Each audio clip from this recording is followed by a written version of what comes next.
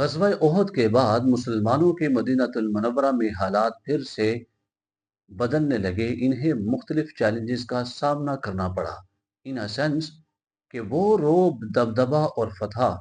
जो ग़ज़वा बदर में मुसलमानों ने हासिल की थी कि जिसके नतीजे में यहूदी कबाइल, मुनाफिकीन और आस-पास के गैर मुस्लिम बद्दू कबाइल को मुसलमानों के खिलाफ अलल ऐलान उठ खड़ा होने की जुर्रत न होती थी।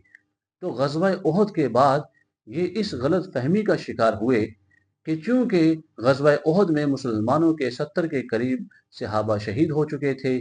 और ये समझे कि हो सकता है कि मुसलमानों का सहाबा का मोराल डाउन हो, तो इस गलत फहमी का शिकार होते हुए खासकर मदीनातुल मुनव्वरा के आस-पास जो बद्दू कबाइल आबाद थे, वो अपने नौजवानों को मुसलमानों के खिलाफ क़िताल के लिए उभारने लगे।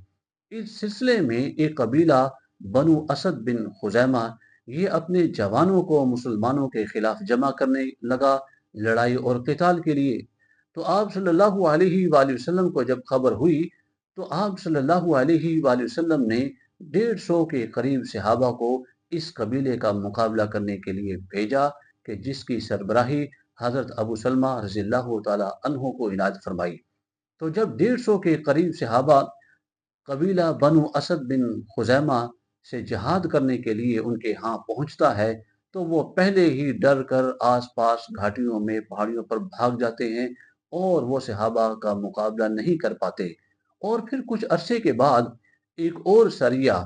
हज़रत अब्दुल्ला बिन उनैस रज़ियल्लाहु ताला अन्हु की सरबराही में आप सल्लल्लाहु अलैहि वसल्लम एक और बद्दू कबीले की तरफ भेजते हैं कि जिस कबीले में एक किरदार खालिद बिन सुफियान हुज़ली